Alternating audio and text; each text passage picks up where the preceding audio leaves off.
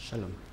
Una vez más, desde la ciudad de Jerusalén, estamos aquí para compartir Besirata Dishmaya, con el permiso del cielo, un mensaje más de Torah. Y en esta ocasión queremos compartir con ustedes un tema un poco diferente a lo que vimos acostumbrados.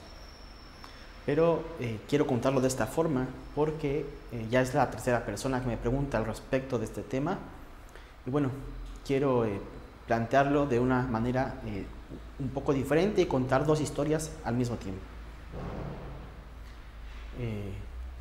Como ya vieron en el título, hablamos de un episodio muy triste en la historia del pueblo de Israel en los tiempos medievales. Y para contar esta historia me voy a sentar en el rabino Meir Rothenburg. Él nació en lo que hoy es Alemania en el año 1215 y fallece en otro distrito de Alemania, en otro reinado, en el año 1293. Pero vamos a hablar un poco de lo que fue su vida durante su juventud. Él viaja en la juventud temprana, lo que viene siendo la adolescencia. Él viaja a Francia, a París específicamente, porque en ese momento se encuentra allí el rabino más importante de la época, el rabino Yehiel de París, quien va a ser su principal maestro y su formador en el estudio de la Torá y los métodos rabínicos para profundizar en los estudios de la Torá, por supuesto en los talmúdicos, y poder decretar la ley de acuerdo a todas las enseñanzas de nuestros maestros. Entonces, una vez que él está en París, él prácticamente está unos 10 años en París, pero el hecho central de nuestro tema pasa justamente en este último año en el que él está ahí, y de hecho es lo que desencadena que él salga de París. Para esto hay que centrarnos ahora un poco más en el maestro del rabí Meir de Rothenburg, que es el rabí Yehiel de París. Él era el rabino principal de toda la zona, tan importante que desde España, desde Alemania, se sentaban en Francia los dictámenes halágicos, podría decirse, más importantes, y enviaban hasta él las preguntas más complicadas. Es en esta comunidad de París que hay un judío que no sabemos qué tipo de conflictos ocasionaba dentro de la comunidad, pero que llevan al rabí Yehiel a tomar la decisión de expulsarlo de la comunidad judía. Este hombre va a ser conocido con el nombre de Nicolás Donino, y es más o menos expulsado de la comunidad judía en el año 1220 del calendario gregoriano, y van a pasar aproximadamente 10 años hasta que él se va a cristianizar y se va a unir a la orden de los franciscanos. Esto es más o menos en el año 1230. Él se va a meter a un monasterio o una abadía, y ahí va a pasar los próximos 8 años de su vida tratando de traducir el Talmud. A mi parecer lo traduce del hebreo y de arameo al latín. ¿Por qué lo pienso así? Porque en el año 1238 él va hasta Roma, se entrevista en ese momento con quien era el Papa, Gregorio IX. Gregorio IX asumió su cargo en el año 1229 y en el 38 recibe a este Nicolás Donino. Entonces, ya en Roma, Nicolás Donino presenta su traducción del Talmud al Papa de ese momento, Gregorio, y le dice: mira, aquí tengo todas las pruebas de cómo el Talmud es una herramienta que el judío y el judaísmo utilizan para difamar el cristianismo, y no conviene a los intereses del catolicismo que este libro se siga estudiando. Aparentemente lo revisa, le da el visto bueno y lo manda de regreso a Nicolás Donino a Francia, y le manda una carta al que en ese momento es el rey Luis IX de Francia, de París, y le pide que apoye a Nicolás Donino porque van a hacer un juicio contra el Talmud. Gregorio Gregorio tenía para esa época 70 años. Va a fallecer un año después de que se lleve a cabo este juicio. En el año 1241 va a fallecer, en medio de lo que es el juicio, digamos. Y el rey Luis IX tiene en ese entonces 14 años. Así que prácticamente todo va a ser ejecutado por su madre, que es la reina regente. Así que Nicolás Donino, con el apoyo de la iglesia y del reino francés, someten a escrutinio el Talmud y hacen un juicio en el año 1240 en la Catedral de Notre Dame, en la que traen 4 rabinos. Uno de ellos es Rabbi Yehiel de París, y los paran ahí porque ellos tienen que estar encargados de la defensa del Talmud.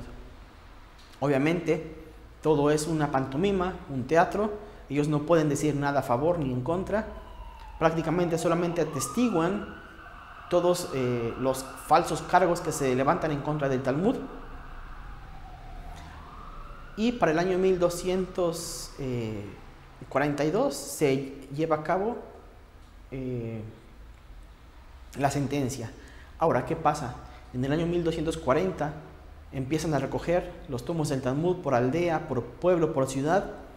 Donde ven a un judío, le piden que entregue los libros del Talmud, y si no los entrega, tiene pena de muerte. Durante estos 2 años se recaudan todos prácticamente los libros escritos en hebreo en el reino francés, que no es la Francia que conocemos hoy, y se guardan en los monasterios franciscanos. Y en el año 1242 son traídos frente a la Catedral de Notre Dame. Recordemos que en esa época los libros, como los conocemos hoy, de imprenta, no existían, porque Gutenberg llega mucho después. Y en ese momento todos los libros que hay son escritos a mano, copistas a mano los hacían. Así que era de libro en libro que se iba transmitiendo la sabiduría. Entonces, ahora que tenemos esto presente, piensen que son 24 carretas las que son llevadas frente a la Catedral de Notre Dame, en la plaza de la catedral, y se les prende en fuego. Aproximadamente se estima que había más de 12.000 libros del Talmud y otros escritos judíos que son quemados. Son quemados en el 10 del Av, del día de Av, del mes de Av, que es también la época en la que fue quemado el templo. Azorosamente no lo dispusieron así los franceses, pero así aconteció. Y en ese momento el rabino Meir de Rothenburg está presenciando eso.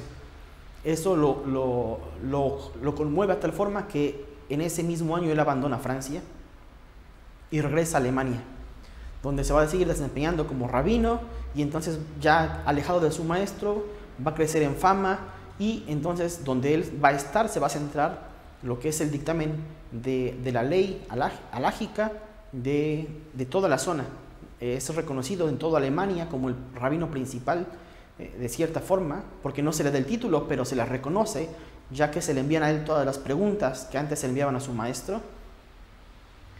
Y Rabbi Yehiel, unos 10 años después de este acto, él se va a ir a Israel, va a escribir que nada bueno va a salir de Europa para el pueblo judío, y que en un futuro se espera que este acto solamente suba de nivel. Él no sabía que 250 años después va a haber la expulsión de los judíos de España, y 800 años después prácticamente va a haber una gran matanza del pueblo judío. Ahora, Rabbi Meir se mantiene en lo que es Alemania.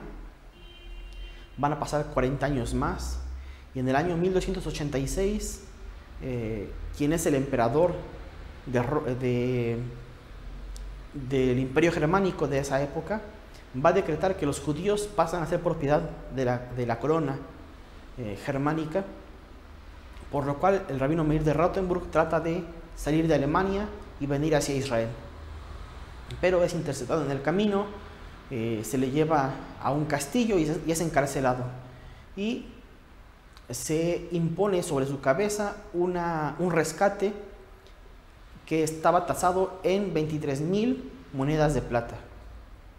Uno de sus alumnos, muy famoso, Rabbi Asher ben Yehiel, que es conocido en el mundo judío como Rabenu Asher o el Rosh, un rabino muy importante en los dictámenes halágicos hasta el día de hoy. Va a viajar desde España hasta Alemania recabando esta suma de plata para liberar a su maestro. Cuando se entrevista con él, Rabbi Meir de Rothenburg le dice: ¿sabes qué? No puedes pagar este rescate, no lo puedes pagar, dice, porque si tú pagas esta cantidad, mañana van a ir a secuestrar a otro rabino y esto solamente va a generar que los rabinos sean secuestrados por los gobernantes en cualquier lugar donde nos encontremos. Entonces, si tú les despagas ahora, esto va a incentivarlos a cometer este acto repetidas veces y mejor vamos a mantenernos como hasta ahora. Yo me quedo en la cárcel y así ellos van a ver que no van a poder sacar más dinero del pueblo judío de lo que ya sacaban, porque sobre el pueblo judío había impuestos grandes solamente por ser pobladores y luego por ser judíos. Entonces ya nos sacan dinero, nos van a seguir sacando dinero y van a hacer sufrir a los maestros de Torah. Entonces yo me quedo aquí, no me saques, y sus últimos 7 años los va a pasar en prisión.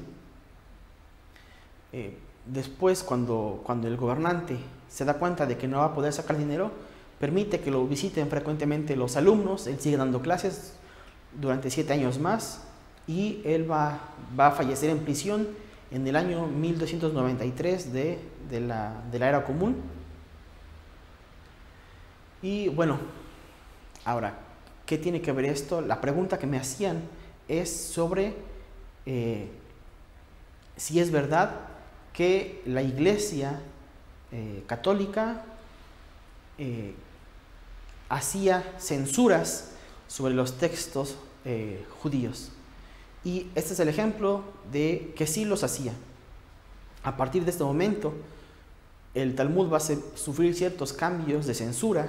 Van a desaparecer del Talmud ciertos párrafos que justamente Nicolás Donino encontraba contradictorios, se confundía, no era un judío estudioso, y su error de interpretación lo llevó a confundir ciertos lugares en los que se hablan de